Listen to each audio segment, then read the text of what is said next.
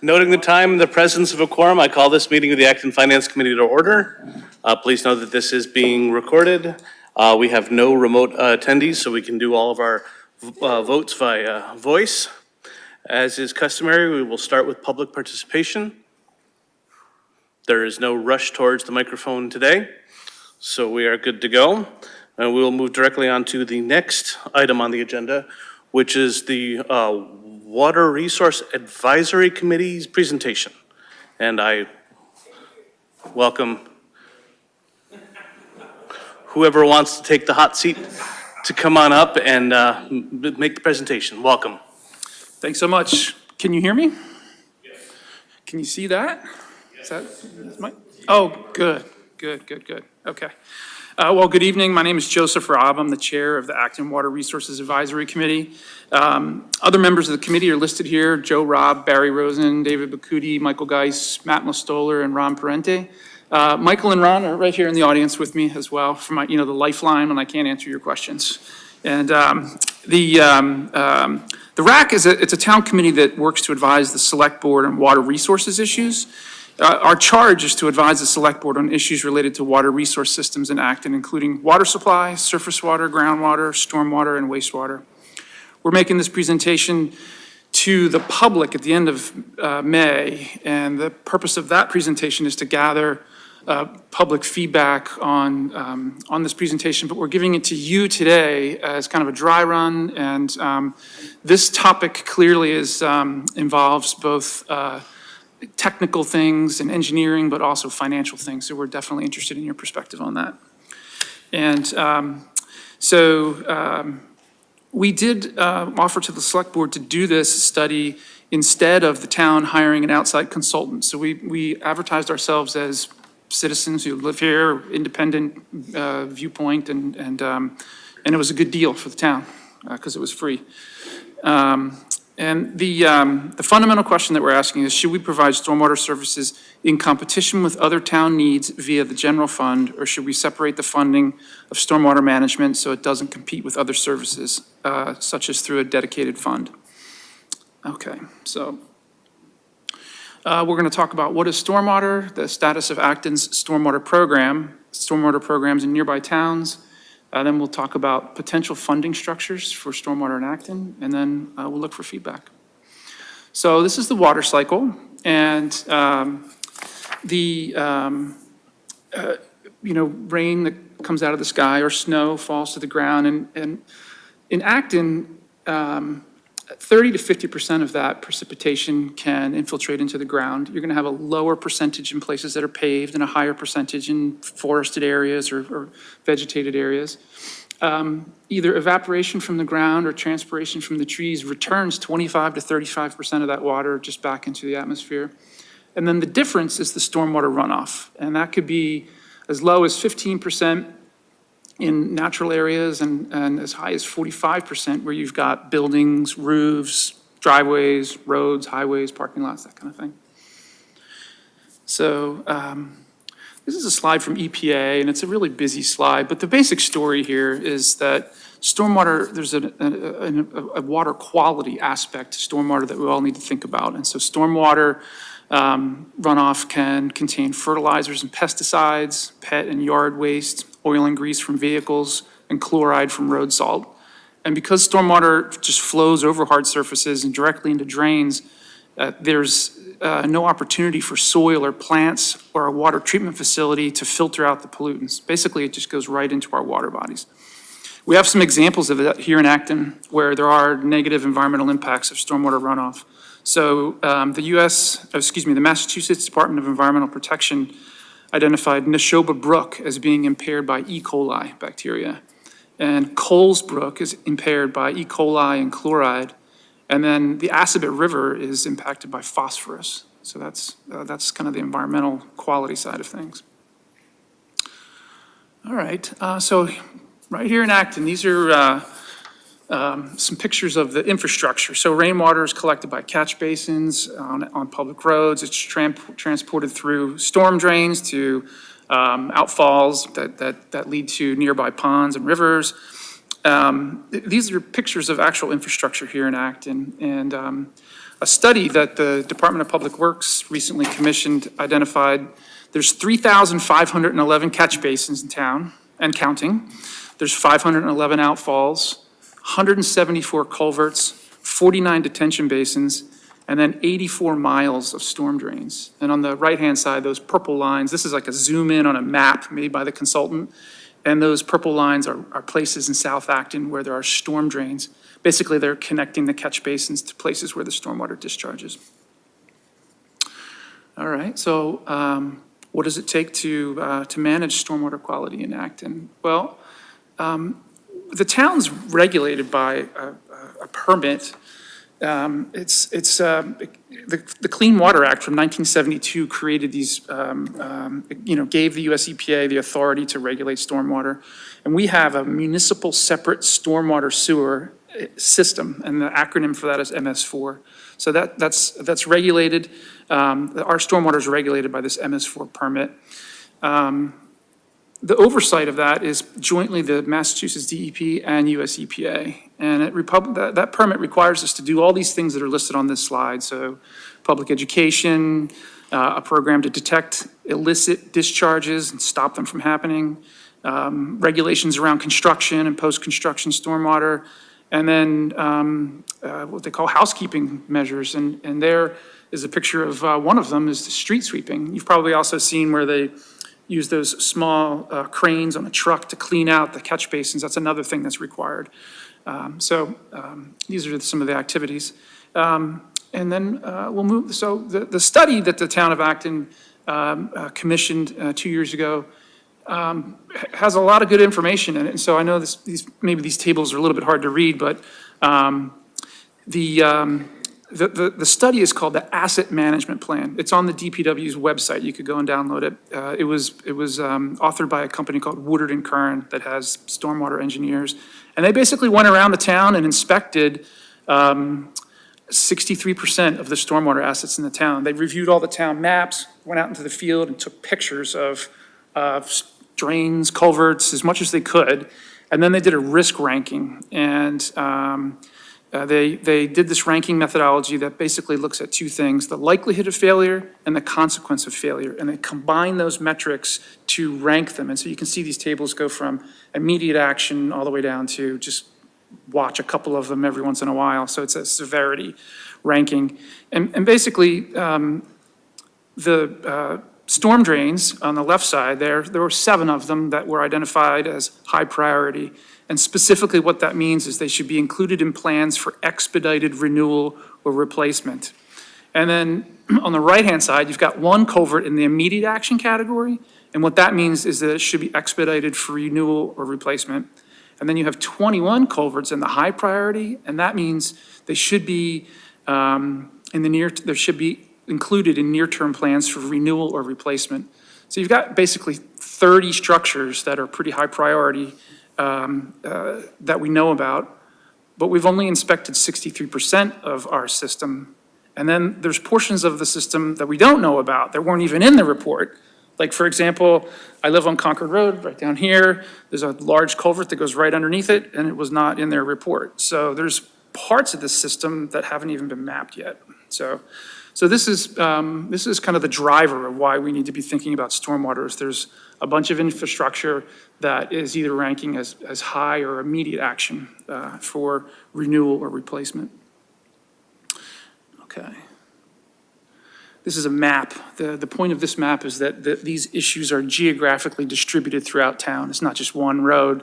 So you got the red is the very high likelihood, and yellow is high likelihood. And, they're on Main Street, Nagog, Newtown. They're all over the place. So it's not just one area in town. Okay. Here's some pictures. The slide on the left there is Hemlock Lane, Acton, December 2023.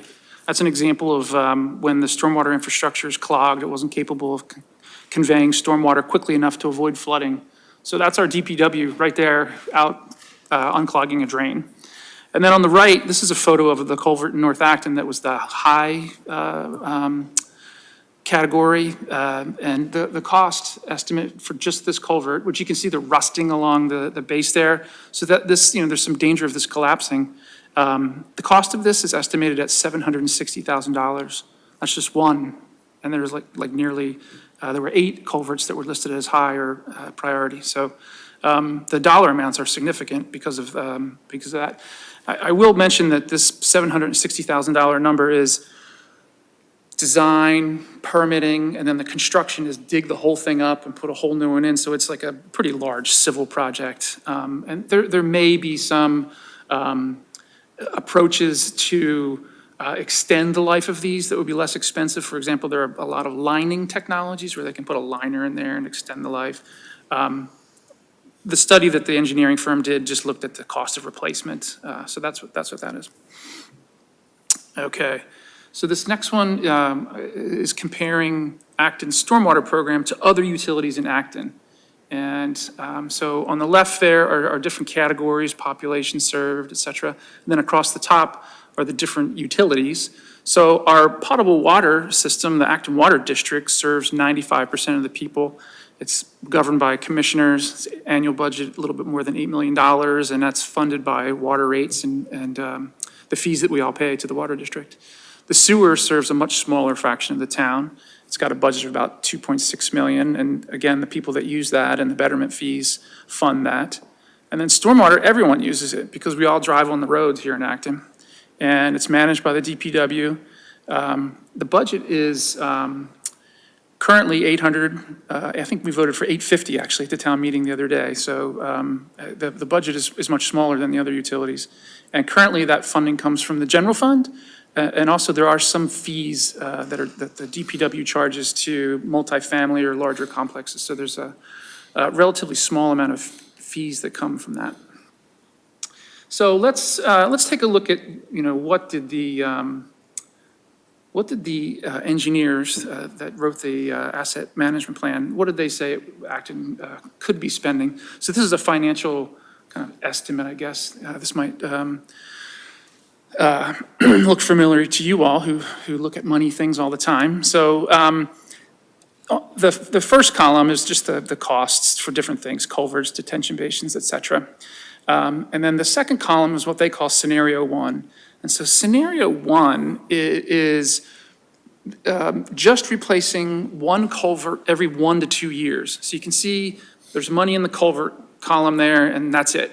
And then at the bottom of the table, if you break that 3.4 million across 10 years, that's 342K a year. And if you break it across 5, it's 684. So that, they call it the status quo because 2 or 3 years ago, that really is about what we were spending on stormwater in Acton. So that's kind of a minimalist approach. Second column there, or scenario 2, adds in some of the priority, about 27 priority projects. So it's all those high priority things I showed you from that other table.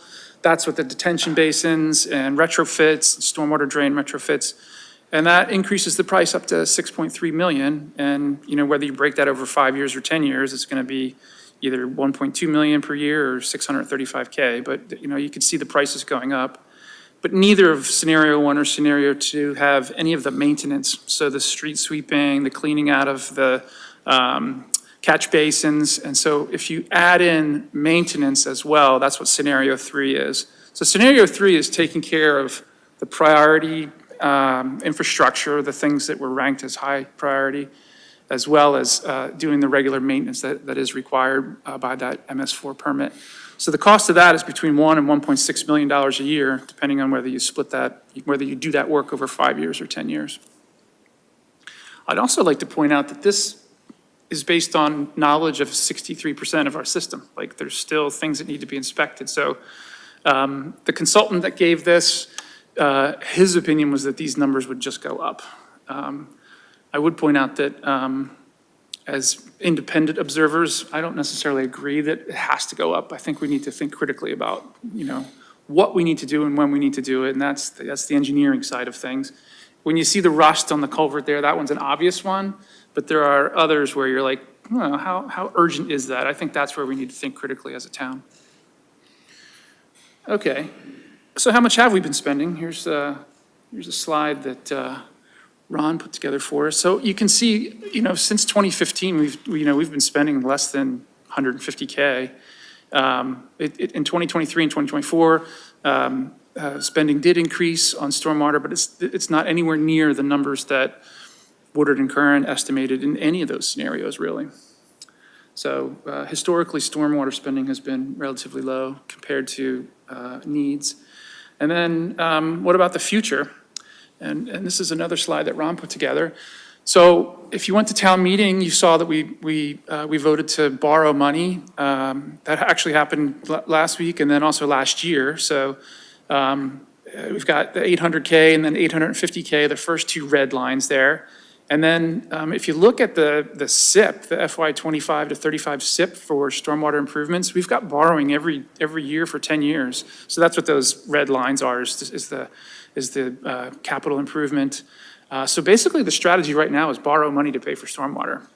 And the blue on that slide are the payments. And so, we'll be paying, it'll ramp up and it'll go to a little bit more than $500,000 a year, and that'll go to 2055. And on the right, you can see we'd borrow 11.5 and we'd pay back 20.5. I think the one obvious limitation to this is this might all look good until 2035, but then in 2036, there's no funding for stormwater in there. So this isn't really, it might seem like a good solution. In fact, maybe I shouldn't bias you. Maybe you all think this is a great solution. But this is our plan right now. This is what we're doing right now. Okay, so what are other towns doing?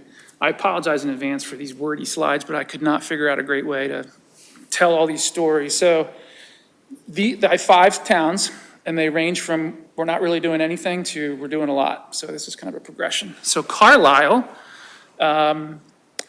it has only a small part of their town is regulated by this MS4 permit. So many towns in central Massachusetts are regulated, but there's a map that shows where the areas are regulated and where they're not. Most of Carlisle is not. And the part that is has less than 1,000 people living there. And so they petitioned to not be regulated, and the US EPA agreed with them. So if you look at their annual budget, the word stormwater is not in it. And they're not tracking it separately. I'm sure that they spend money to do some maintenance on it, but it's not a big issue in Carlisle, and they don't have any environmental agencies telling them they have to sweep their streets or clean out their catch basins, and they don't have consultants coming in and saying your culvert's corroding. They're not spending a lot of money on stormwater based on their public records. Littleton is kind of a notch above that. They are regulated by this MS4 general permit. Because that permit requires them to do it, they created a stormwater program. They have a stormwater management and erosion control bylaw. And they're funding that work just through their general fund. So it's kind of like what we're doing right now. Concord is in a transition right now. So they're regulated. They have an MS4 so they're right on the Assabet River, and the Assabet River has problems with phosphorus. And so the US EPA required Concord to do a whole study about where the phosphorus is coming from. And they hired consultants to go out and make maps of concentrations of phosphorus in stormwater. And they're being basically led down a pathway to reduce phosphorus load into the Assabet River. And it's expensive to do that. They have to develop these plans and pay these consultants. So they are in the process of establishing a stormwater enterprise fund, which basically is a fund dedicated to paying for those costs to manage their stormwater program. They at their town meeting last year, they voted to establish that fund, and then they have meetings happening this month to talk about the funding mechanisms. How should people pay? How should the bills be allocated? And they're also going to vote at their annual meeting coming up in a few weeks. So this is a hot topic right now in Concord. All right. And then lastly, Chelmsford and Westford. So Chelmsford is regulated. They have to do all these things. They established they have an annual budget of a little over $2 million a year. And they've had an enterprise fund, which is the separate fund, since 2018. So they have the same kinds of issues. And They are able to fund that through a $68 a year charge to residents. And for larger, like apartment complexes and things like that, it's basically they charge based on how much impervious area there is. So how big is your roof, how big is your parking lot, and there's just a table with square footage of impervious surface and the fee. And then Westford's pretty much the same. They've been regulated by the MS4. They have, in 2020, they adopted the enterprise fund. They have a budget of 1.5 million, and they charge their residents $75 a year. And that's for like the median size impervious surface. So if you have a really big house with a really big driveway, you might have to pay $150 a year. And if you have a very large commercial property, it could be much more than that. So Westford's had that for a couple years now. So that's kind of a snapshot of what's going on in other towns. And then finally, we've got a slide that lays out some of the options for us here in Acton. So, and this is the kind of the what we're trying to get feedback when we do a public presentation here at the end of May. We're going to show this to anyone who comes to that. It might be about as crowded as this meeting, but we'll see. And so the general fund, that's what we're doing right now. That money can come from property tax, excise tax, or borrowing. One, I guess you could say this is a benefit or a negative attribute. It is limited by Prop 2.5. There's not separate accounting, so that means in a general fund, you might have plans to spend X dollars for stormwater, but those funds can be diverted for other uses. Say it's a snowy year and we need to plow more snow, the stormwater funding might go away. So that's the pros and cons of the general fund, or attributes of the general fund. Next one is the revolving fund, and so that's typically funded by a fee. It's not limited by Prop 2.5. It is definitely separate accounting, and the town could vote on it every year, like we do for other revolving funds that we have. One interesting thing about the revolving fund is that according to the Massachusetts state law, which I've got in the header of that column there, you can, the governing body, like the DPW, they could exceed the town authorized spending limit if the select board and you all approve it. But funds can't be diverted to other uses, so that is a dedicated fund. And then lastly, there's the enterprise fund, which also is a fee. It's not limited by Prop 2.5. It is separate accounting, and the town would vote on it every year. And the town then spending could not be exceeded under an enterprise fund. That's the way that's set up. So that's really that whether you can exceed your authorization is really, in my opinion, the main difference between revolving and enterprise, based on our research. So that's the stormwater presentation, and we'd love to hear what you think. And the select board has asked us to get public feedback. They want to know, like, what does the public prefer? And so if there's strategies for asking that question, or any feedback of, what's the best way to get public feedback, or if we've goofed up any of the financial things in here, we'd love to hear about that, so. Roll. So Wood and Current did 63% of the town. Is there a plan to do the rest of the town? Or is that kind of not going to happen? We're just going to use a sample size. And the other question, I probably know the answer, is a culvert on Concord Road, which I go down a lot, because I live right around the corner here. That's the one that goes from Ice House Pond across? No, it's the one that goes, Near the... it goes under Concord Road by the curve in Concord Road. That's the other one. Because Yeah. I know they did work down at the dam area at Ice House. Yeah, not that one. Yeah, it's closer. I see the town should put a turbine in there and generate electricity at that one, but that's another story. Yeah, so it's nearby. I did poke my head in it, and it looked like it was in pretty good shape. So that's the good news. So the town, are they going to, is there a plan to survey it, or is it going to be just left? That's definitely a question for the DPW. I have not heard that there is a plan, and I think our committee will recommend that they do it, because there could be, unknown serious conditions. So the DPW hired Wood and Curran, basically, or the town? They could. Yeah. Probably. Well, who authorized Wood and Curran to do the first study? The DPW. DPW, okay, thank you.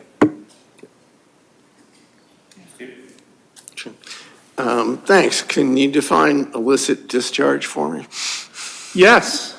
It's when a developer or a homeowner has stormwater and they install stormwater pipes, and then they connect to the town's system. So they like cut a so- hole in one of our pipes and connect their pipe. So some pump being dumped into stormwater system? Okay, that's what I thought it would be.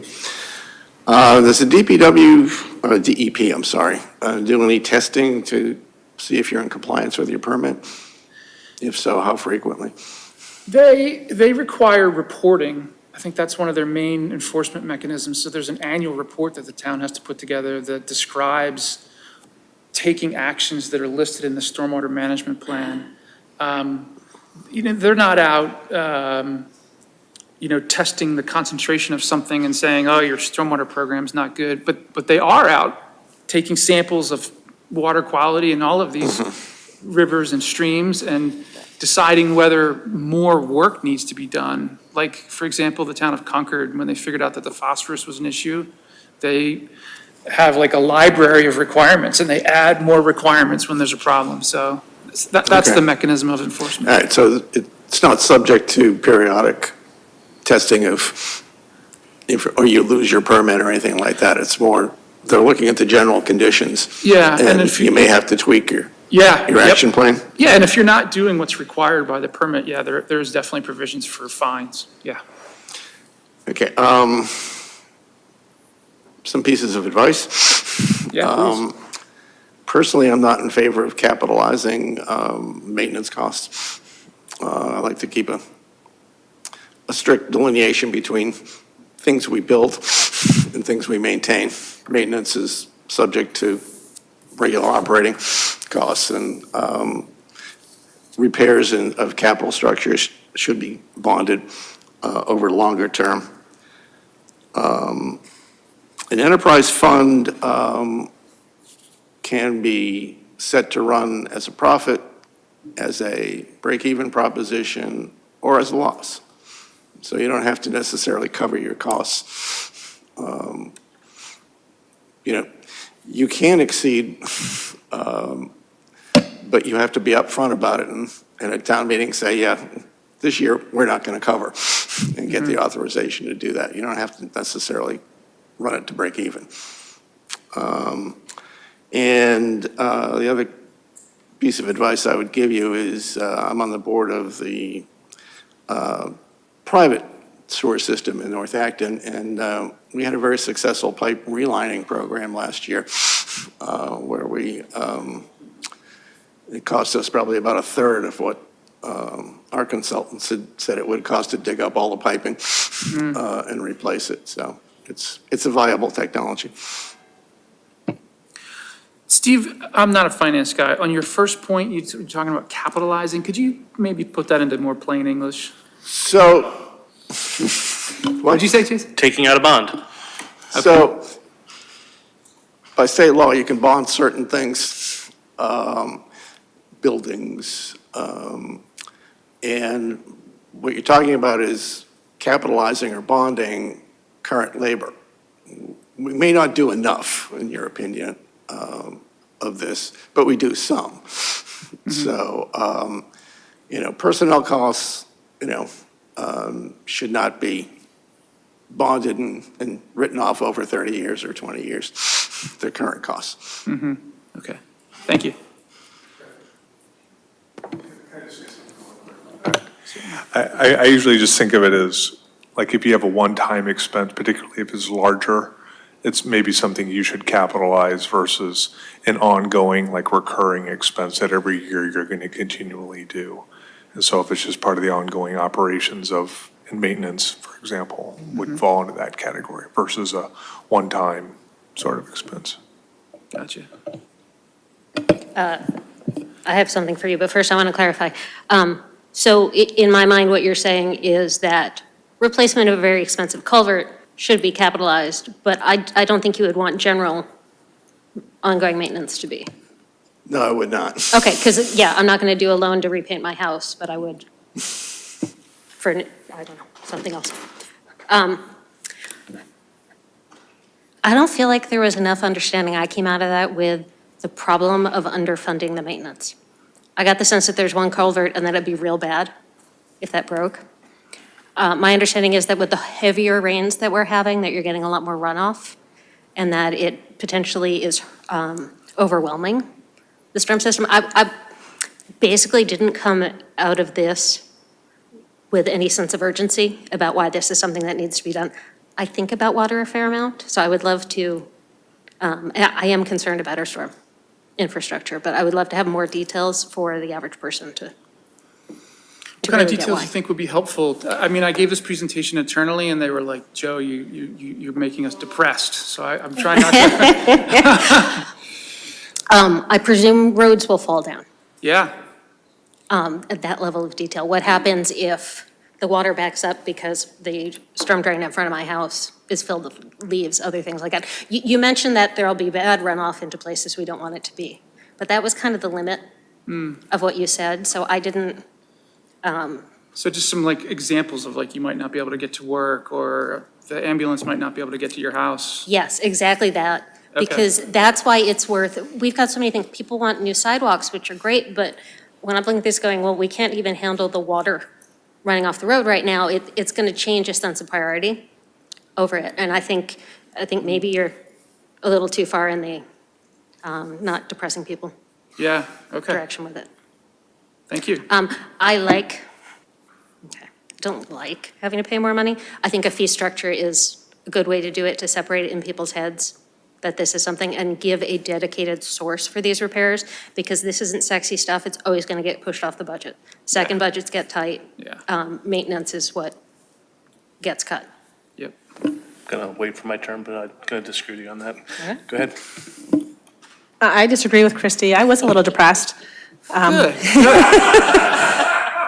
I was like, I'm relatively new to the finance committee, and it's like, oh my gosh, there's another thing that's falling apart. But I do agree with her, like I was wondering the whole time that most critical culvert, I was like, where is it and what happens if it breaks? Like if you gave a very specific example of that to people, I think that would be helpful. Like, and how close, So my question is, like the 850,000 that was approved last week, what's your immediate plan for it? And, because then I see here that, the funds, right now, everything's in the general fund, right? And it can be diverted to other use, so I would hate to see that diverted to something else, like you guys need to do something fast. Right, And- right. I mean, that's a good question. I'm assuming that the significant increase last year and this year for stormwater is in reaction to this engineering report. So, but, I haven't met with the DPW to ask that question Oh, yet. so Maybe- there's no immediate plan to fix that high priority, that $750,000? You said that was like $760,000? Yeah. So you just took out a loan for $850, or you got authorization to? There's not a, They're a committee. oh, so okay, so I guess, so what do? You advise the DPW? We advise the select board. Okay, and then what do you do? Okay, I'll ask them that question then.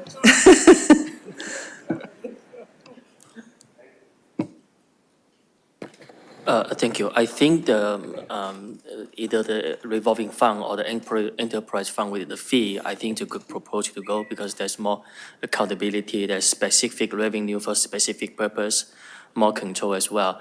Regarding the fee, are you suggesting a flat fee or a progressive fee based on the area, and what that fee would be, considering all this, the need for the funding?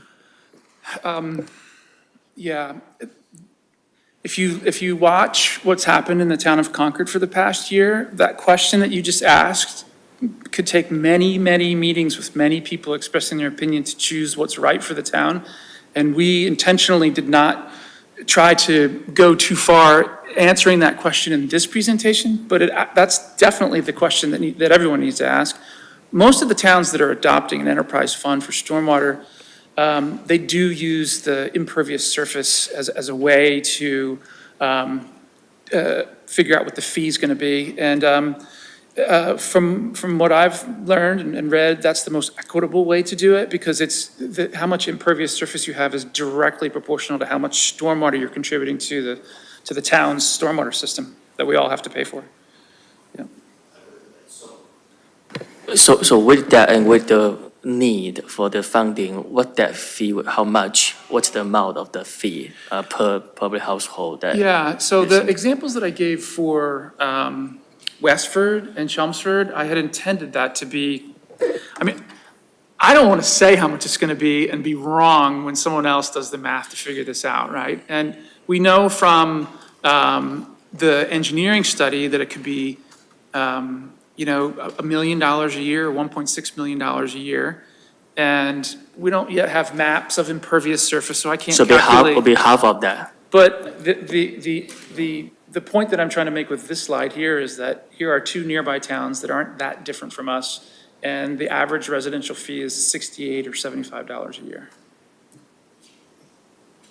I very much look forward to your feedback on that, because I'm trying to have a fine line of not saying this is how much it's going to cost in Acton, but also get across that. Yeah, but I we're think not- our proposed annual budget on your previous slide lower than that one, right? This is $2 million for Chelmsford.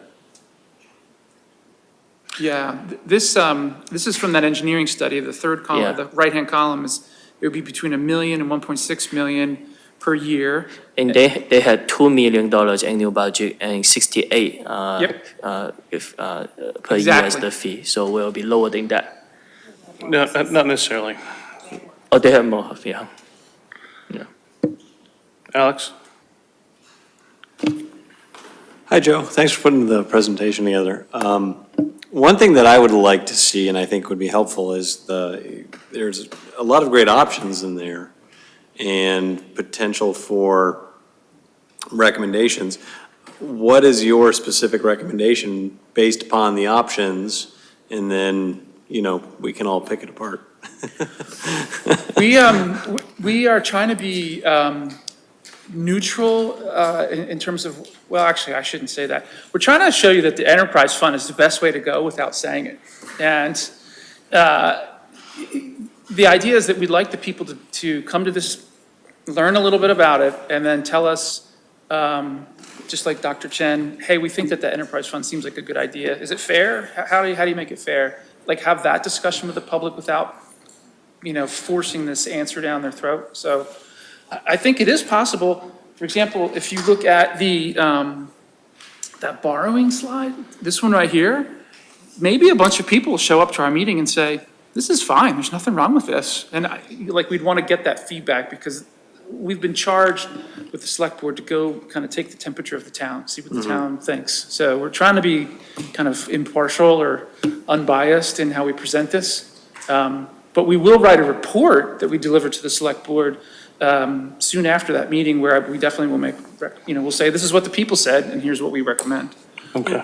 I'm also picking up too that I think I think this can be done objectively, I suspect, we don't have ongoing maintenance with the stormwater system. And that's the problem. Go ahead, sorry. Yes, and that's the problem. I got it, go ahead. Because everything that the DPW is doing, and please correct me if I'm wrong, I don't, this is meant with good intent, it's reactive, right? And so being reactive ends up costing a lot more money in the long run. So I would like to see that called out more.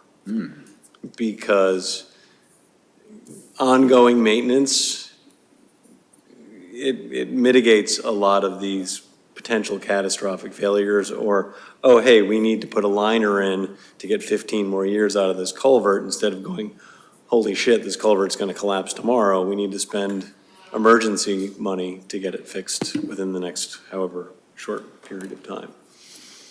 That was a technical term too, so. Yeah, so this Thank you. may not come as a surprise to you, but I'm taking a different view from some of the members of this committee. Could you please go to the slide that shows the funding over the last handful of years? Okay.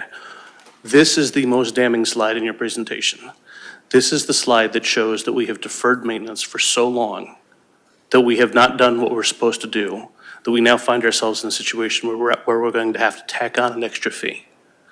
I am against extra fees. 100% I am against an enterprise fund. I am absolutely against you deciding to have a surcharge on something that should have been taken care of as part of our regular business for the last 100 years. If we have been woefully underfunding this service, which this slide shows that we've been woefully underfunding it, if you need $850,000 just to get things started, don't turn around and say, well, we whistled past the graveyard for the last couple of decades, and now that we've discovered we have a problem, we want to tack on, by my calculation, take $1.6 million divided by 9,000 units, which is what we have in town. We're at $175. So we're not talking about $68 here or half that. We're talking about almost another $175 per year on something that you should have been, I say you, but I'm including the DPW and we as the overall town, should have been doing. This is why we asked for a 10-year plan. This is why we asked for a capital plan. This is why studies like this are supposed to have been done. Don't turn around and say, we did a great job of ignoring it, and now we want to tack on an extra tax. The whole purpose of having Prop 2.5, as odious as it may be, is to keep this kind of surprise extra tax from coming to taxpayers. No, I am against an enterprise fund. I'm against a revolving fund, and I am absolutely against an extra fee.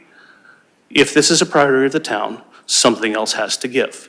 If we've ignored it for too long, shame on us. We might as well get things started going in the right direction. But no, this is not we got caught off guard by this. This is not a health insurance trust that came out of nowhere with a 40% increase year over year. We should have seen this coming. So no, I am not for another tax after the fact. And I suspect people may disagree with me here. I'm gonna go with Greg first because he didn't speak in the first round, and then I'll let the rest of you speak. I was saving my fire. I'm going to switch out of the content and into the other objective that you have, which is getting public input. Because I defer to my colleagues when it comes to the finances and that kind of stuff. The communications part is critical too. One of the things that we've discovered in the past year is that doing listening sessions, one at the senior center, another one at the library, did turn out modest crowds. I mean, what, 14, 20? No, we had 40 people at the first. We had 40? Well, let's put it this way. More than you saw tonight during the public comment? Infinitely more. Infinitely more. And for whatever set of community reasons, both of those locations have built-in audiences who are interested in finding out about things, and that's good. One of the other things that we've watched in the latest round of elections, several candidates surprised me. I hadn't seen it before. We're doing Zoom meetings instead of coffees. I remember the old days where you would have a coffee in people's homes.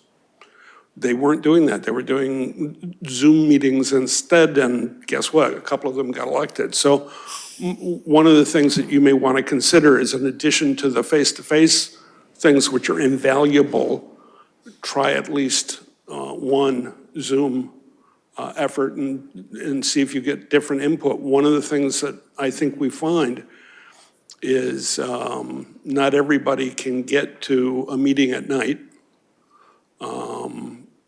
But, you know, if you stagger when you hold your sessions, different nights, maybe one on a weekend, something like that, you get different input. And then to the extent that you can, and this will be sort of dependent on whether we have a special town meeting this year or not. It may not happen, but if it does, one of the things that you might want to plan to do is borrow an innovative practice that my colleagues on the select board used for the DPW building at this last town meeting, where they did, let's run a couple slides here and ask the audience to do some trade-off analysis. Tell us your 3 most favorite things, tell us your 3 less favorite things, tell us why you feel this, tell us why you feel that. One of the things that, you know, a lot of us try to read the tea leaves and assume what's going on. That was the first time I actually saw data, you know, they could tabulate it within minutes of the discussion. They gave you a sense of, oh, okay, that was the issue that was, you know, keeping people up at night. And so, again, to the extent that you can prepare, if it happens, to say, can we get a 10-minute slot to, you know, run our flag up the flagpole and see how people respond. That may be something you might want to prepare for. Thank you. Before I move on to other members, I did have one other recommendation for your presentation. You have a slide with the 3 columns, the status quo, that one. Go back one more. Nope, other way. Right there. Just my way of looking at things, this slide was confusing. Okay. Scenario 3, if our annual maintenance costs are table stakes, we do that every year no matter what anyway. That should be, your annual maintenance cost is your first column. That's the stuff that we have to do no matter what. So that should be your first column. And then your next column is scenario 1, your next column is scenario 2, because we can't decide we're going to do scenario 1 and not do the ongoing maintenance costs. So I found that to be a misleading slide. We have to do the annual maintenance costs, right? It's not like we just, so that should be that's your first column, period. That's unavoidable. So move on from there. Okay, Steve, your turn. So I do want to disagree with Jason. However, I will tell you that if $75 a year is not a realistic number for Acton, don't mention it. If you need to do some back of the envelope calculations on what you think the scenario 2 would cost per parcel, you know, do that. Don't come up with a number that's 75 and then come back with a number that's 175. Right. That'll kill you at town meeting. Yeah. And the second thing is that I have been on this committee for a long time, and I have seen these projects pushed off and delayed year after year after year. I'll give credit to the current select board. They're not doing it to the extent that select boards in the past. But when push came to shove and budgets had to be cut, this is exactly where people would go looking for the cuts, because it's usually fairly big money. So there's a reason it's been deferred and delayed. And currently, nobody in office is to blame for that.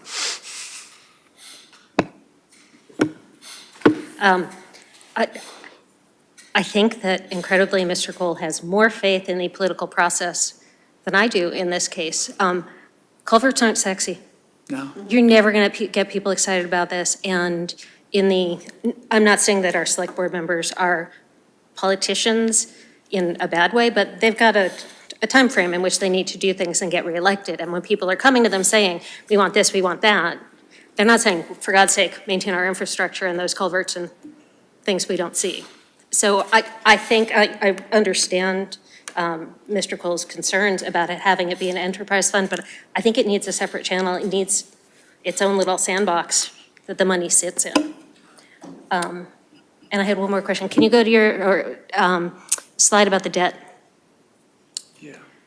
Did you get any advisement on the terms of the loans? We made an assumption of 4.25 and 30-year.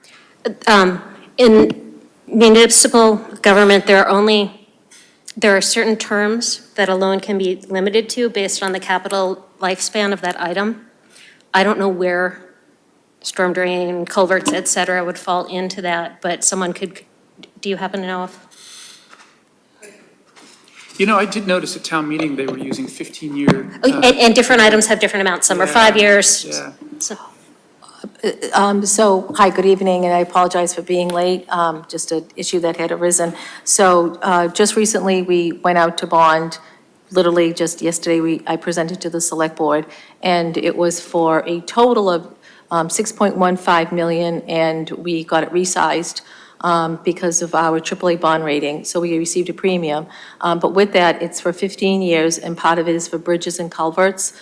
Part of that, 6.15 million, a small amount, like around 1 million. And Raymond James was the bid who won it at 3.51%, 3.517%. So you're correct in what we do is that we take a conservative approach because you don't know, right? And so 4.25 is what we, the town, have used as well, because that tend to be the average out there. And so we have been fortunate the last 2 times we went out to bond that we've been below what we estimated. So that's 15 years for bridges and culverts. That was just yesterday. Do you know if bridges and culverts qualify for a 30-year loan or only a 15-year? 15. Only a 15. I don't want to say only 15, but that tends to be like what its value at and for the length of its existence. So 15 years is what bonding companies are willing to bond out at is 15 for bridges and culverts. The other piece of advice I would give is if you have to go down this route of opening up an enterprise fund and taking out a bond, which again, I am not for. But if you go down this route, try and do what the school district just did, what the school district did 7 years ago, which is take out a large loan, get as much stuff done in the immediate term as they possibly can, and then start planning on that when that debt rolls off, that you've put the placeholder, you put the marker for what you're going to spend on capital, and that new placeholder spend needs to be within 90+% of what you expect, so that you never have to come back to a surprise re-spend later, because this feels like stuff you should have done, and now you're trying to dig out of a hole, literally. So a few things. My wife's an environmental engineer. She does air quality, but she understands water very well. She does some of that. MS4 regulations are changing. They're in draft form right now. What's the impact, or what potential impact could that be? And the other question was, I have a few questions. One, I see neighbors discharging their sump pump into the street. It runs down the driveway into the street. It creates a big havoc this winter, especially. It was freezing all over our road. And on the corner, I live on Simon Willard, on the corner of Trask, there's 2 storm drains. I cleaned the ones on the corner of Simon Willard and Heald. There's 2 ones, and I always do it in the winter especially. Make sure those are draining because of conditions, right? But the ones down there, the residents don't clean it, and it builds up with leaves, and then it floods. They had a major flood down there last year, and my neighbor went in, it was up to his knees in water, and he's not a small guy either, he's about 6 foot. So things with that you have to kind of wonder if MS4 regulations are going to change so quite a bit, and that's going to impact the dollar amount and what's going to happen. And the other question was, does the stormwater discharge into the Assabet? If so, phosphorus, it has to be regulated now. It's going to be more stringent coming forward. That's right. I know the sewer system discharges with the sewer treatment plant. They treat that. How do we treat the stormwater before it goes into there? And how is that going to impact? Are we going to have to build another treatment plant or add on to our treatment plant to handle that now? So that's kind of some of my questions that need to be addressed at some point. And as Christie said, this is not sexy and anything, but yeah, and Jason's point, you want to make your slides as simple as possible so more people can understand it. Us in finance, it's a little, do finance for our careers, it's a little, we see spreadsheets and all this stuff every day, so that's inherent to us, but the average citizen who gets to a town meeting, they don't understand that, right? So that's kind of what you have to kind of drill down to lowest denominator, so to speak. the KISS principle, keep it simple, Yeah. because simplicity goes a long way. I was thinking this, one that Jason commented on, maybe we don't even have that scenario 1 and scenario 2. Maybe just put scenario 3, since the first two don't solve the problem.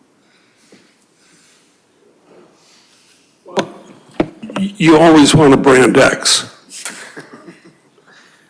The authors of the study were trying to give like financial scenarios that the town could use to make Yeah, but they decisions. were too complex by half. So Yeah. status quo solution, real clear.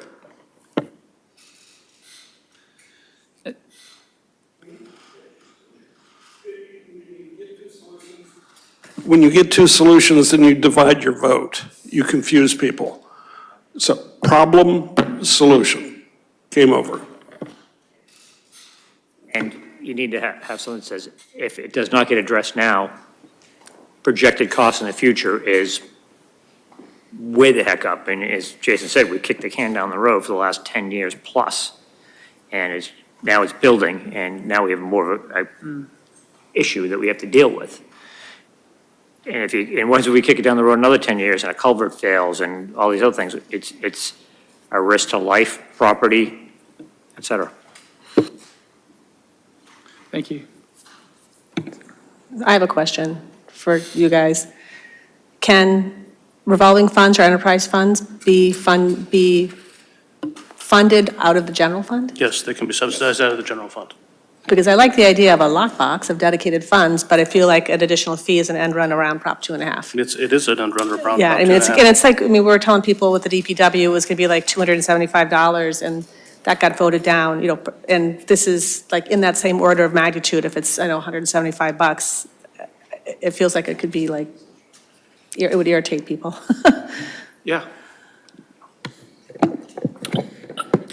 On that point, on Jason's point about additional spending, I mean, if we keep using the general fund to fund this maintenance, this is going to be underfunding because general fund is going to be prioritized on those more urgent needs or immediate needs or mandatory spending.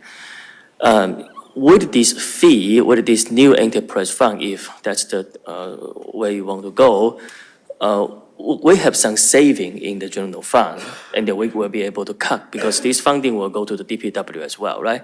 Would you be able to cut the money that you got from the general fund because this is going to be? So it looks like they've been doing about $60,000 a year. So they're going to save $60,000 out of the general fund, but they're going to tax us another $175 per household.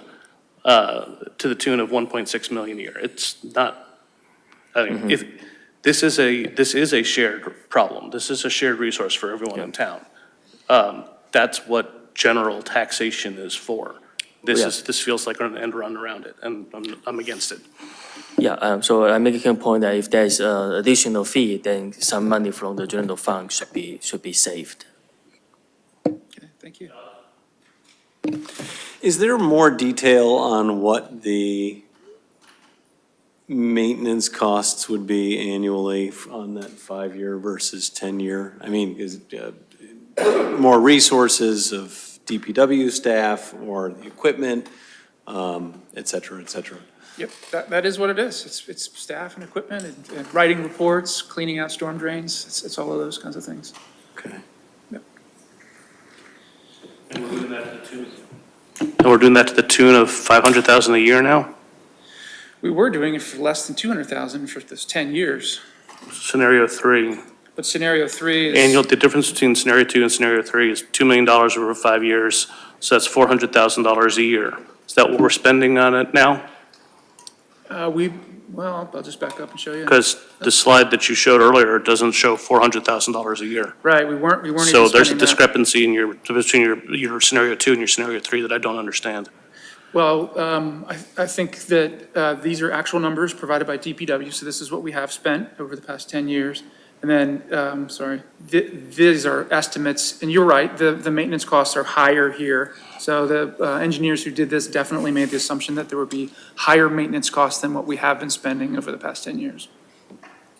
Okay, you definitely want to clean up this slide.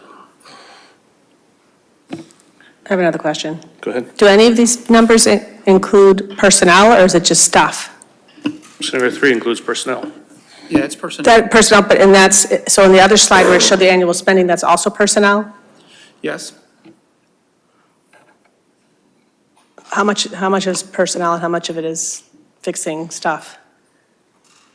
I don't have that breakdown. Like, Yeah. Yeah, that scenario 3, that number, that total number needs to be broken out. We need to know how much of that is personnel cost. We need to know how much of that is replacing the street sweepers on a 5 to 7 year basis. The capital that's already part of that, we need to know if any of that's contracted services in time of increased need. A breakdown of the OpEx, basically. Yeah, show us the OpEx for that, because the number you have there is $400,000. The number that we're spending is significantly less than that. That kind of $200,000 a year discrepancy is not good. I think it helps make the case, though, too, for the maintenance that needs to be done that's not being done. I'm not saying we don't need to do it. Oh, no, I I'm wasn't, saying that- I wasn't, Okay. I wasn't coming at you for that. I'm just, it goes back to the overarch of the, what's the problem, what's the solution, and why have we, why is, we've got 10 years worth of lax maintenance where we're being reactive versus proactive. Right. And that's frustrating as all get out. Greg? This is a sexy issue. I think it is. And if it wasn't, it wouldn't be generating this kind of heat. So the good news is there are no reporters here tonight. No. I can't cover myself. Greg, we're on TV. What, are you writing this up? Yeah. Oh, God, no, what did I say? All right. The audience that we tend to get on Acton TV tends to be smaller than the one that you will get later this month in front of the select board. So my recommendation is, A, you've got a sexy issue because it's money, and right now, money is a really hot topic. Probably always is, but it gets people's attention. And take advantage of the fact that we do have now an online newspaper, the Acton Exchange. They don't have someone assigned. I'm not assigned. I don't think you're assigned. But the select board has someone who's assigned. So that's one step forward. But, find out where Acton TV is, because they have a number of interview programs to talk about issues in the town. And that's another way to get your message out. Because guess what? This is a sexy topic.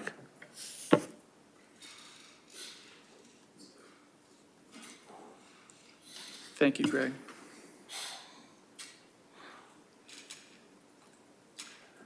Okay, go ahead. Thank you for your reluctance. Alyssa Nichols, Select Board. I'm also the liaison to the WRAC, the Water Resources Advisory Committee. I love how detailed you're getting, that you're asking about, personnel versus equipment and, how many years we can keep a street sweeper. So that's great. I am not happy that I've heard at least half a dozen times the number 175 per household, because we are not there yet. So I would just ask that you not keep repeating that, because in the other communities that have adopted stormwater utilities, we're talking about, $45 a year, $75 a year. I don't think I've seen more than $100 a year. It's not divided by the number of household units. There are multifamily houses that can be assessed differently. There are commercial properties that can be assessed differently and much higher because they have more impervious surface. And we are currently assessing commercial and multifamily properties in Acton. So I just wanted to offer a couple of things. In one of the slides, it looked like our budget, and obviously this is a figure in the budget, is about $800,000 a year. But I just want to point out that that's only the last 2 years that we have done this borrowing. And I think it's a good point to see that if we pay for stormwater maintenance with borrowing, then we're also paying interest. So we're paying, 2-3 times, which is what we pay when we have to do a reactionary fix, right? If the road washes out or a sinkhole opens or a culvert collapses, that is going to be a cost that's 2 to 3 times more than maintenance. And yes, I'm also frustrated that the town has not been putting enough money into this infrastructure that's, decades and decades old in order to maintain it. However, the other side of that is that, as Roland mentioned, the stormwater regulations are becoming more and more strict. So that was one of the big environmental components of the DPW project, is that we're bringing up the stormwater regulation. We're bringing the site into compliance with current stormwater regulations. Another thing is climate change, is, we're having a lot more water falling from the sky in a shorter amount of time, causing more runoff. So these are issues that wouldn't have been solved had we been diligently spending what we, should have over the last several decades maintaining this infrastructure.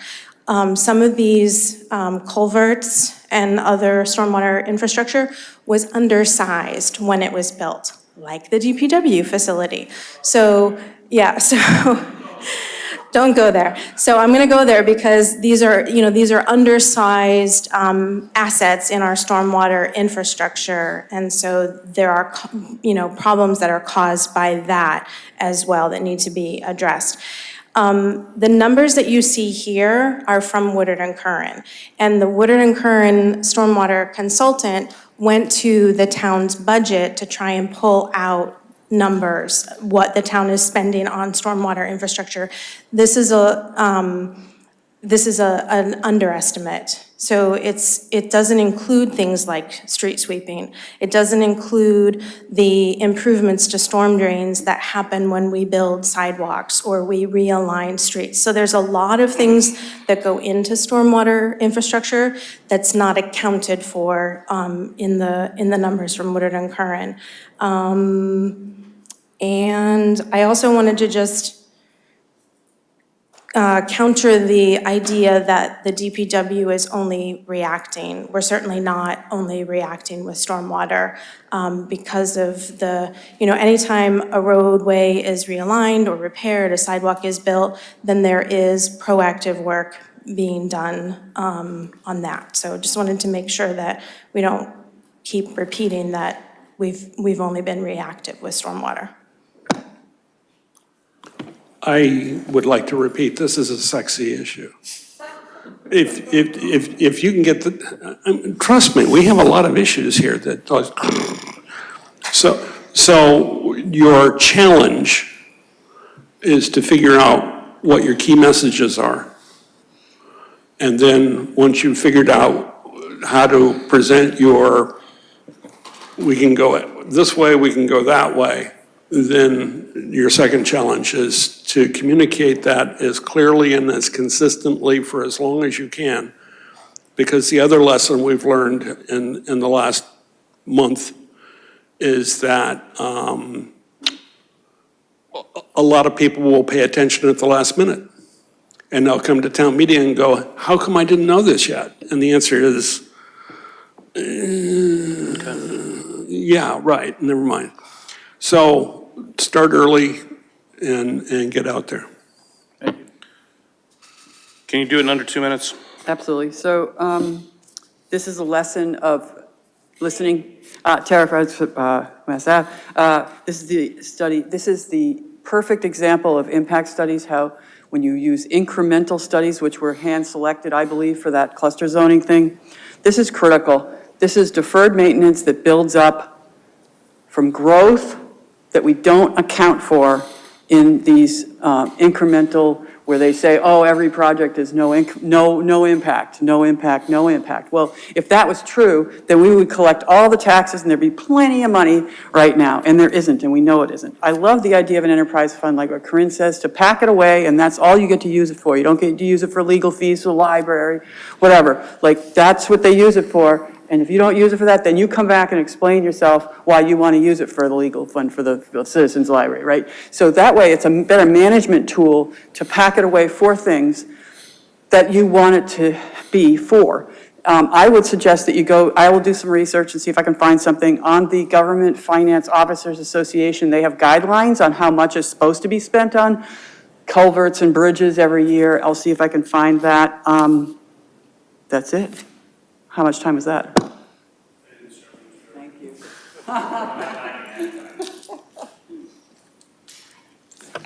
John Peterson, 6 Jackson Drive. I just wanted to comment that I thought it was interesting that, when I first heard about the Water Resources Advisory Committee and about this presentation, I thought much more about the discussion of need and much less about where is the money going to come from.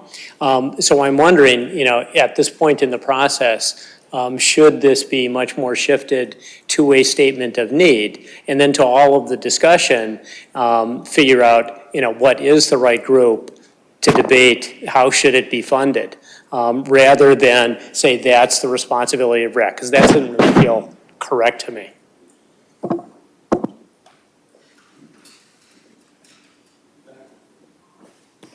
Very quick, Greg. Well, you've come to the right place. And you are to be commended for coming to the Finance Committee early because, again, the earlier you can get your arms around those kind of issues, the more likely you are to get to the goal that you're trying to get to. I would like to thank you for coming. It's definitely best to, the more people who have a chance to weigh in, the more people you socialize it to, the better off you're going to be. Sorry we were unable to meet with you prior to this. I know you have the end of the month to do it, but I also hope you understand why we did not take this up before town meeting. We get that. Fair enough. Thank you very much for coming. Your feedback's been really great. Thank you all for your thoughtful comments. Very much appreciated. Take care. Take care. Okay. The next item on the agenda is what we do every year, the first meeting after the town meeting. We just sort of open up the floor for general discussion. What was your feel? You can nitpick about a specific topic, or you can just give whether or not you have the warm and fuzzies for how things are moving going forward or not. So more or less an open forum. We're going to review how do we think annual town meeting went? Don't all raise your hands at once, but please, Mr. Wellinghoff. Thanks. Yeah, just two brief ones from me. It was a little disheartening. I think we all know this, but over the years, you get acquainted with the attendance is relatively low, particularly towards the end of the evenings. I think it was 250 towards the end of the second night. I mean, it's, essentially 1% of town, for the most part, is voting on these items. And it is a little frustrating, I think, talking to a lot of folks around town who can't be there for both evenings, who don't have the luxury of being there 3 to 4 hours a night for 2 nights in a row, particularly when some of the articles affect them and they're voted last in the order. So I fielded some frustrating comments from some folks out there on that. And then to me, also frustrating was opening up a vote that had been passed by the town meeting for another vote when the consistency of the town meeting itself had changed. And so folks enter in and out of the room, and folks can observe that, and being able to call another vote when the dynamics change is a frustrating dynamic. I'm sure it's all above board, but it's not necessarily representative, I think, of what the town meeting is about, so. I had the same thoughts about the request for reconsideration. I also thought that they were not treated the same way. The moderator allowed a vote on one, but not on the other. Based on the number of people that had left, for the leaf blower one, right? But the 6A, only, it was like a one vote difference, so even 5 people leaving the room could have changed the outcome if, upon reconsideration. So I didn't like that she allowed one and not the other. But that being said, a friend of mine posted something on Facebook, and if it's on Facebook, it must be true. But he pulled the language about, the parliamentary stuff, and it says that you're only allowed to, there are only people who are on the prevailing side are allowed to request reconsideration. So neither of those, in both cases, the person who was not on the prevailing side requested it. They shouldn't, just on that basis alone, it shouldn't have been considered. And he also brought up the point that when you're doing stuff with the clickers, you have no way of knowing really, unless they had already made their sentiment known. You can't really enforce it, That's one thing. I thought there was an agreement made years ago that new articles would not be taken up after like 10 o'clock. These meetings going until 11:30 and midnight, both nights? So I thought that the agreement was no new articles taken up after midnight. No. No, I think it wasn't something that was set in stone forever. But I know, there but it's was both nights. It was brutal. probably 15 years ago, the League of Women Voters did a study at town meeting and suggested that that would be a good rule. 5 years ago, there was a town meeting improvement committee, and we did a fair amount of surveying of people, and what we found, what they didn't like was there's no set time frame when articles will be taken up, and that going that late on weeknights made it very difficult for people to not only plan to come and to stay. And to Dave's point earlier, if we maybe started with 450 people, we were at the end, it was past midnight on Tuesday, we were down to maybe less than 200. Now, I know my daughter was going to town meeting in Sudbury for 3 nights, and they have set it up so they start at 7:30 and end at 10:30 each night. And my comment to her was, we'd still be there if we had that rule. I think we need to go back. I mean, I can give you some pet peeves.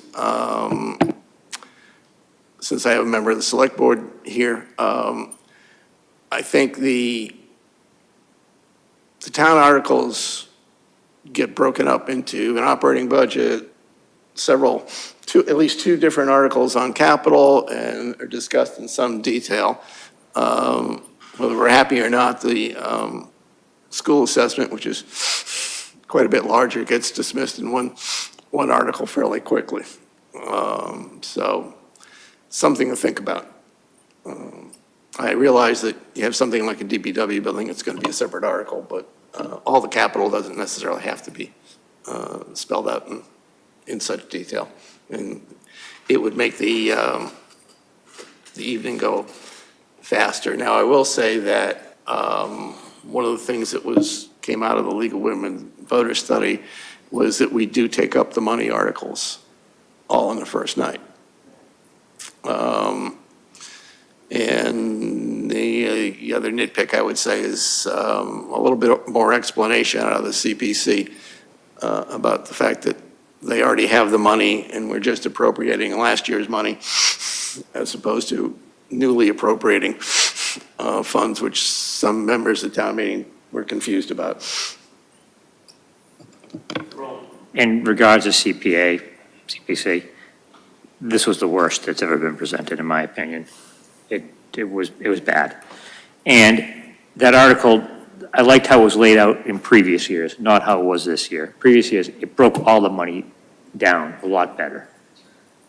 This is what we haven't set aside. This is what we have this is, and it laid it out better. This year it was not laid out better. I think town meeting would be a lot better if it ran on a Saturday. I talked to somebody else there, town did it on a Saturday, boom, boom, boom, and it was done. They did it on a Saturday, and they got the whole thing. You could start it 8 o'clock, 8:30, 9 o'clock, whatever time you pick in the morning, go till noontime, 1 o'clock, take an hour break or an hour and a half break, lunch, back in, and just get it done. Because running it, as you said, until, first night I got home after 11:30, the next one was after midnight. It's like, it's taxing when you have to work the next day. And I agree with what Corinne said, because the years prior, they said, we will not take up a new article after 10:30 or after 10 o'clock, or whatever it was. So if an article ends at 10 o'clock, it ends at 10:05, and that's the end, then to call till the next night. And I think that should go back and redo it that way, because it's hard. It's hard on families that have young kids. They can't dedicate the time to go.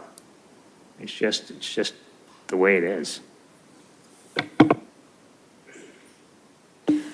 I'd like to first check. Steve, are you saying that you don't think that the capital articles should have the items split out?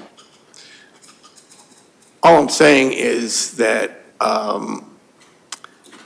you could have a shorter presentation. I understand some are debt and some are funded by free cash.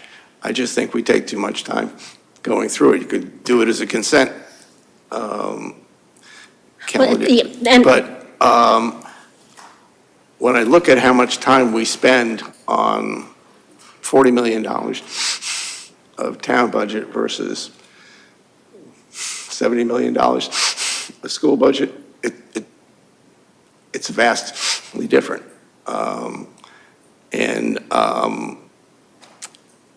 I just think it's an area where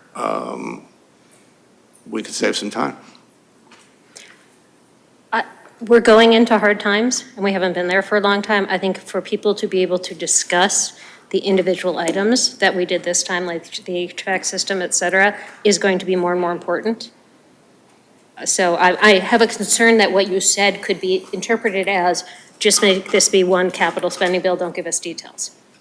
And I wish we had the option of doing that with the school bills, but at the end of the day, we get an assessment and we have no ability to break that out. So I'm kind of trying to stick with what we can control.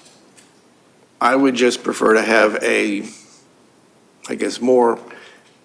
somewhat more lengthy overview of the town budget, highlighting on where the spending is, and, not go through each and every item in detail. I think it just slows down the night, and clearly the moderator had a set goal of what she wanted to get through on the first night, and we accomplished that by 11 or so, and then the rest of it was thrown over to the second night, and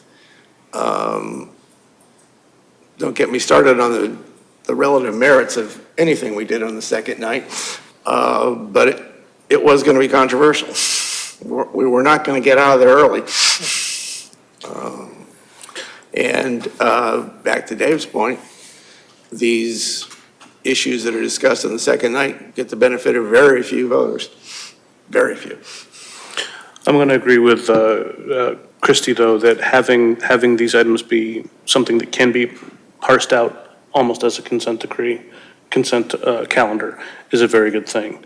If you have, for two reasons. One, it actually gives the voters the opportunity to pull out the individual things that they don't like.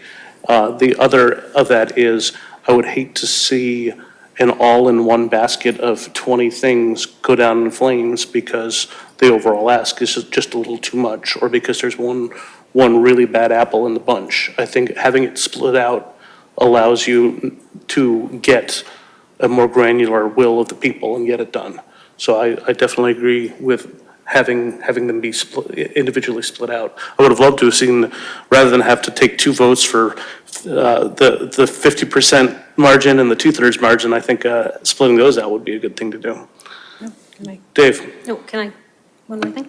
Sure. I wish there was not applause. I wish there was not applause during the meeting. This is the most we've had. It used to not happen. at all. I find it divisive. It makes me feel bad if I'm not on the side that has agreed, and it's not generally part of this sort of meeting. That's different, but frankly, I think they shouldn't have even done that. But, Blame the chair. He got the applause for his opening statement. Dave? You know, just on the capital items alone were over $10 million. I mean, the numbers are very large. This isn't like 600,000 for this, 700,000 for that. I mean, it was 3.75 million for an HVAC system for this building, which might be worth $2 million. Like, I do think we need more diligence on some of those items. Like, we should be requesting quotes. That information should be presented to the town, not for 20 minutes per article times 6 in just the capital items list. But $10 million is a really big number. I want to come back to something. Great. Well, first of all, I apologize to all of you for not being there. So I won't tell you where I was actually sitting that night, or either night. But let me say, as someone who's returned to this continent and had to watch town meeting on ActonTV to try to catch up, I too found that this one was long. And I did borrow the tip that Alyssa has suggested, which is you can actually put it on fast. You don't have to watch it in real-time speed. Yeah, we couldn't. Yeah. But one of the things then that we may want to discuss with our colleagues on the select board and school committee is, when is it appropriate to start planning fall town meeting? Because we had 40-plus articles this year. And maybe all of those issues needed to be tackled. Maybe we need to start thinking about the fall shift versus the spring shift. There are certain things we have to do in spring for budgetary purposes. Maybe there's other things that we should start planning 2 shifts. Dave? You know, just one more point on the 250 people being there. I mean, it is 1% of the town, and I don't want to go on about it, but like, at the end of the day, it's far from representative of the town of Acton. I typically talk to parents just because I have kids, and none of them can be there to vote on many of these articles. I think, you know, the Finance Committee should try to work with the Select Board to have more items on the ballot. Is any item that has a broader appeal to groups of people, let's put it out there, because you can get 2,500 people, you can get 5,000 people who have the convenience and ability to stop by for 15 minutes to go to the junior high and vote on something, rather than stick around for 9 hours to say, I have a gas-powered leaf blower, but I can't stay here because my kids have school in the morning, and then there's nobody there to vote on an article, and you can cram anything through at that time of night. So it's just food for thought. My time is short, but last year, I mean, for example, there was over 6,000 people who voted at the ballot for that override. This time was, I think it was 2,200 people or so. That's, you know, 10% of town, much higher than 1% of town. I think the number of people that came out to vote at the ballot had everything to do with last year, the school, you know, the union was very effective at getting people out there to believe that calamity would befall us if that override didn't pass. And I think that was a big PR success for them. The DPW building didn't have that PR machine behind it, for one thing. But the thing about parents saying, I can't go because I have kids, I'm sorry, I just think it's a cop-out. Like, most of the homes have 2 parents in them. And I went to town meetings when my kids were little, and my husband stayed home with them. He still stays home because he still doesn't want to go to town meeting. So I think it's just apathy. I think that's the primary reason we don't have better turnout. And like I said, then if you don't want to show up, you don't get to complain about, that's my sentiment, you don't get to complain about the outcome. What you lose with a ballot vote is the fact that town meeting actually involves people looking each other in the eye or back of the head, actually having to view each other as human beings and listen to each other. We have sat up there multiple times over the years and seen the room sway. There are people who walk in, they think they have an idea. There are plenty of people who tell me they walk in and they don't know, and they're waiting to hear how the discussion goes. And you just can't have that with something written down on a piece of paper. It becomes so far removed. So I agree there are problems with the town meeting, but I'm really, really hesitant to move things that require any degree of finesse or personal interaction from that personal setting. So that does bring us to the elephant in the room, which is the DPW building that they decided to request $150,000 for. I do think that we need, we as a committee need to follow up with what one of the voters said, which is get with the select board as soon as possible and make sure that we put together a joint project that we can agree with and we can get behind. I will say that something as big as the DPW building absolutely needs to be on the ballot. I think anything that is that impactful should absolutely be able to be on the ballot. Now, if we want to switch things around and do it the way they do it in Boxborough, which is have town meeting first and then have the ballot second, so that you can have the public debate before the ballot, that I understand that argument, because you're able to get the, you know, for the people who aren't paying attention all throughout the year and not coming to our finance committee meetings and not going to the select board meetings, this may be their one time a year where they tune into town politics, and so hearing the argument at town hall before going to the ballot box might be a good idea. But I definitely think that things that are super expensive or super controversial should be at the ballot. Craig. There's also, I think, some new information that we have that we can use to build on. And I mentioned it earlier to the wastewater folks, but let me mention it again. The input that we learned in terms of why people voted no and why people voted yes did fill in time, and maybe, you know, that extenuated the overall length of town meeting, I don't know. But what I found absolutely riveting was that people who had voted no, their number one reason was cost. That's truly clarifying, because we had 4 reasons. I think we were arguing, occasionally we had 5. But it turns out cost was overwhelmingly the big no. But the big yes was, by the way, we need to provide a DPW building that, what was it?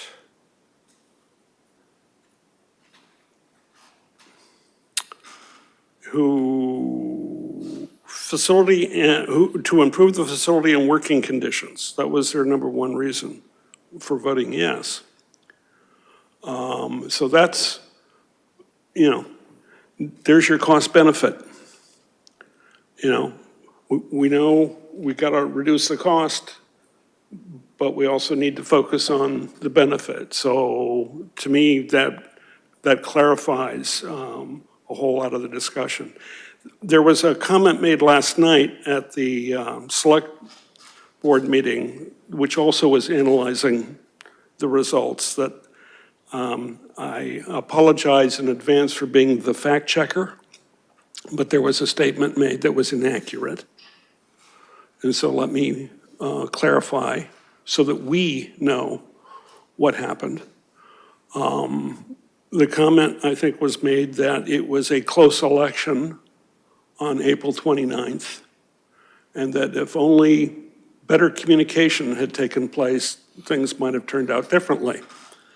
I did the math, and 56% of the town voted no, 39% of the town voted yes, 4% blanked. And I've been in politics a long, long time, and anytime you get 56 to 39, that is not considered a close election. So one of the realities I think we need to share with our colleagues on the select board is if they want to get to 50%, and they need to get to 50%, there's a lot of road to travel here. This is not merely a communications issue. And if they want to take the feedback that I congratulate them for the innovation that they got from the floor of town meeting. Cost is the issue. How can we do what we need to do? And I know, needs, wants. But how can we do it in a less expensive way? That may take innovation, that may take creative thinking, that may take collaboration, that may take a lot of things. But it's there are certain needs that we have, but cost is the issue.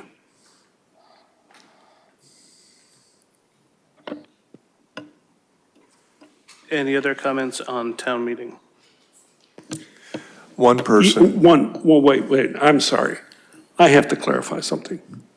Since I'm in fact-checking mode, I was not on a cruise. I was not on a cruise. My apologies.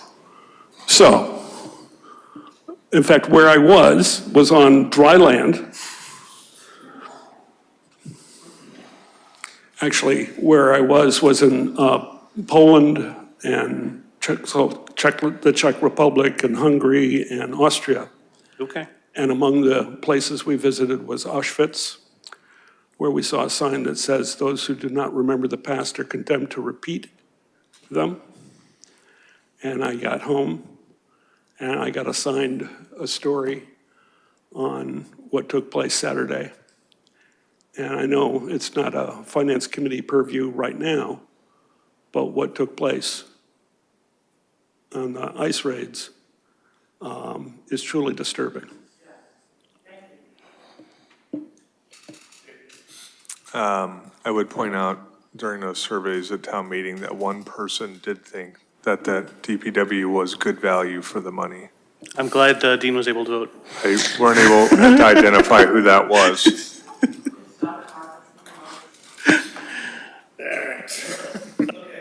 Okay, so we do not have meeting minutes tonight. I am going to request that we do a big slate of meeting minutes in our next meeting because I'd like to try and clean it up for the incoming chair. Do we have any liaison reports at this time? I mean, we just had town meeting, so I'm not expecting any. That said, come prepared at the next meeting if you would like to re-up your liaison duties or if you would like to try and wrestle something away from somebody else. We need to pick up, this year we need to pick up a new liaison to the libraries. That was one thing that came out of the preparations for town meeting. Before we get to the election of new officers, just a quick comment on next meeting. The next meeting, our next scheduled meeting is May 27th. The incoming chair will not be able to make it. So there is a notion to just skip the May 27th meeting and go right on into June. Usually June and July are quieter months, but this year, go ahead. We don't know if the new incoming chair, Yeah. because we have not appointed a new incoming Indeed. chair or elected one, so. Indeed. That's not a right So statement. it's, okay, okay, we'll come back to the topic of skipping next meeting in just a minute. At this time, I'm gonna open up, are there any nominations for the new officers for FY 26? Mr. Chairman, I'd like to nominate Scott Sullivan as chair, myself as vice chair, Mr. Jarboe as clerk. Second.